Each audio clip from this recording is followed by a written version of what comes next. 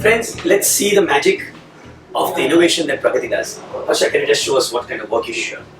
This is a box for a commercial venture, real estate venture called private. Okay. The book inside. Oh, okay. There's a brochure inside. So that's the brochure. But that we did. So here we have done a box with a intricate laser cut. So this is actually the gate of that particular project. Okay. So yeah, you've used that idea to. Then this is a box for a liquor, which is in a different octagonal shape. With the So it's kind of on the shelf. It looks kind of very. Okay, so this becomes a display kind of box along with display. the transport thing also. This is another box which comes with key.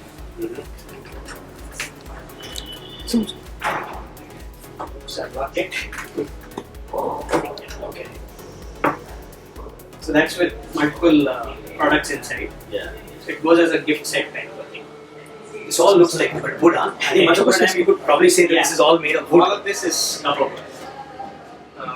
Take this. Oh wow, it's a candle box. This is for candles which are given during Diwali. And the surface is finished with a laser cut. Okay.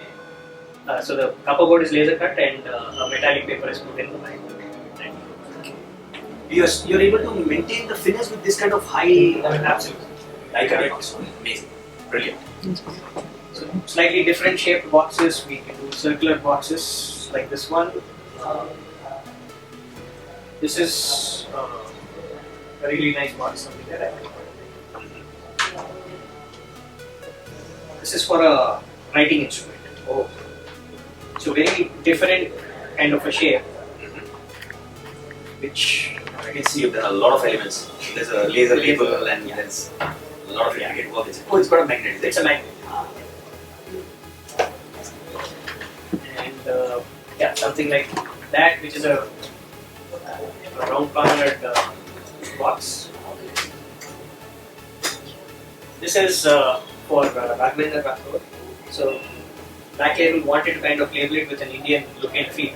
So if you look at it here, it looks like a sherwani with a cravat inside. Wow. So Pragati Rathore being into fashion, obviously that's what.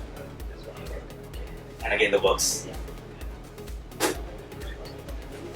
If we take this is something that quite exciting.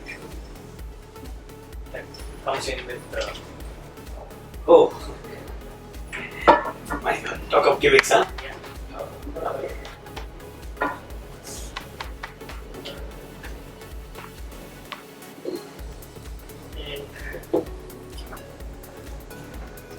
This is again made of copper board, but looks like made of wood with hinges and with locking mechanisms.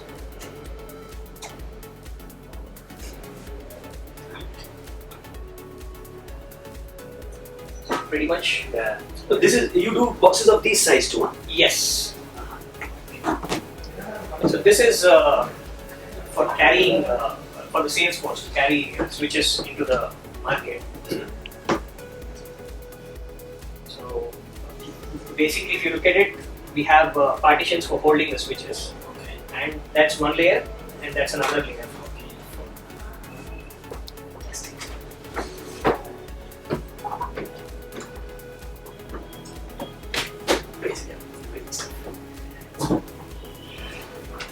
Thank you, Harsha. These are brilliant.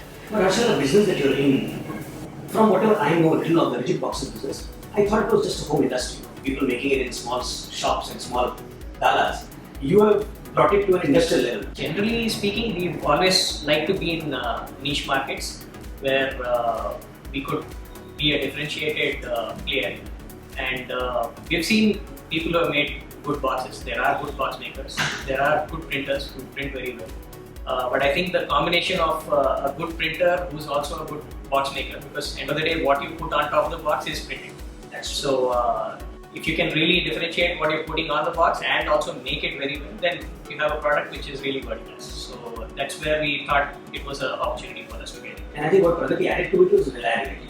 Yeah. This particular industry is extremely unreliable, so that's why people are scared of going there. That's right. We've seen industries where 100, 200 people are actually making these boxes. So person to person, there's a difference. So the quality of the box, the finish of the box is slightly different from person to person. And what we've said is we've always tried to kind of move things more towards science rather than as a art form. Obviously. Same thing with printing, where we said, okay, in the densities, get the dot gains right, and the print should be right. Similarly, in the box also automated, so that what you get is predictable and repeatable each time that you do it. One good thing about packaging is that whatever you do, there's a good chance that it repeats. But that said, even in packaging for rigid boxes, what we do is more of gifting. In which case, even if the same customer comes back the next year during the Dussehra, Christmas, New Year time frame, the box concept, he wants it different. So the customer is a repeat customer, but the product itself actually changes, and people always want something different from what they're already done last year or have already seen in the market. So yeah, there's a lot of R&D. I'm pretty happy that we have a very good structural engineering team here with us. So we actually do a lot of samples, a lot of prototypes, which is sometimes also a bit of a pain, but but it's required in this industry, I think. You know, people always prefer that it should be foldable, it should be easily storable. But now this has really gone back in a big way, because there is a perception of value. So I'm adding that perception of value to the products that you are giving. Definitely, I think I'll answer that in two ways. One is that we have some patented technologies which kind of allow us to give you boxes which are totally still foldable. So you can fold it down and works out flat, and then when you want to put it together, it locks in either magnetically or maybe a couple of strips of tape which can just be removed And gives you the same stability as a rigid box. Pretty similar kind of, a lot better than regular boxes. Maybe a little lesser than a fully formed rigid box, but still makes sense. So that's one side of it. But that said, the finesse of having a single piece rigid box will always be slightly different than this foldable collapsible box. And yes, why are people actually paying for that additional volume and whatnot is absolutely the look and feel, the premiumness that you're able to give to them. But what we've done, for example, with our liquor customers is that the CFCs that we supply them, these rigid boxes, the same CFCs continue to be used by them when they actually pack and send it to their distributors and dealers. So that way we kind of multi-use, use that box twice and so on. Obviously transportation, that is always there. You've seen all the boxes in the airport, duty frees and so on. So all of these specialty boxes and so on. And that also gives you a kick because it's a very different construction which is challenging, and it's always nice to see something that you've done which is difficult. So we actually had to go out to these places and say, look, this is something that's possible. Obviously with the first two categories that I mentioned, liquor industry was already into rigid boxes. There we had to convince them that we could do it with the kind of quality and reliability that they're getting it from Southeast Asia at this point, or China or Southeast Asia at this point. So yeah, it was a slightly different experience for us. So friends, what matters most importantly is that we combine our expertise of printing, we combine our expertise of knowing our client, and generate a product which has got the value addition and gives that specialty that we already have into creating a niche market or a new product. So the second thing that I want to talk to you about is the new software that you use for your 7-color jobs. Now, 7-color is no great deal. A lot of people have the 7-color. And buying machine is also not so difficult, because whenever we talk about investments and we are talking about growth and we are talking about new infrastructure, then we are going from the 5-color to the 6-color and 7-color. But talking to you has made me realize that just buying that 7-color is not enough. We want people to be able to understand what you can do with the machine rather than what the machine can do. And I think what you spoke to me about is the software. How do you create a value add for the customer by the machine and with the software that you have? So please let us know about that. Basically, the 7-color process was something that I happened to chance upon when I had gone to Escobird 4 years back. But what I really liked about it was the way that it used profiling to actually convert RGB files or LAB files into the specific 7-color that you want. It's not about a product such as Hexachrome where those 2 colors are fixed. It has to be an orange and a green apart from the CMYK. Here you can pick and choose those additional 3 colors because it's profiling it. So what we've done is we've created a couple of different sets of colors and profiled them on. Now it's almost a push button operation to kind of convert anything into these 7 colors. So pictures are, again, we've noticed quite a few softwares which actually do the conversion into hexachrome or something like that. This also does that into whichever 7 colors you want, obviously. But also the vector areas, maybe Pantones or things of that sort, converts those also into the 7 color. So it's almost seamless where you can feed in a job with maybe 20 Pantone colors and say at the rip convert it to 7 colors and it will do it.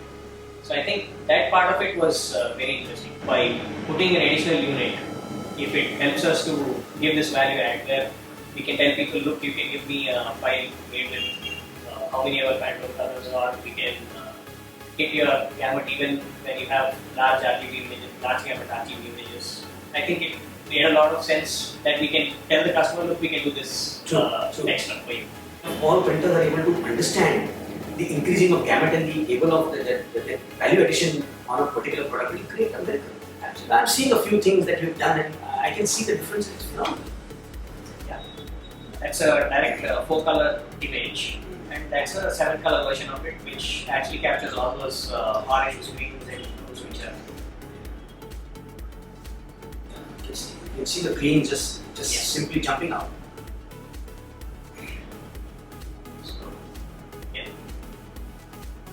But this won't get limited only to commercial jobs. I think it will graduate somewhere to... Absolutely. Definitely what we would look at is for packaging jobs which are very long run.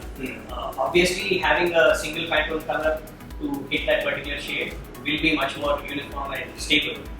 But when you're talking about runs of 5,000 and less, actually we're getting a lot of runs which are 1,000 sheets or less because ups are more, right? Which the SKUs are quite a few and colors are quite a few.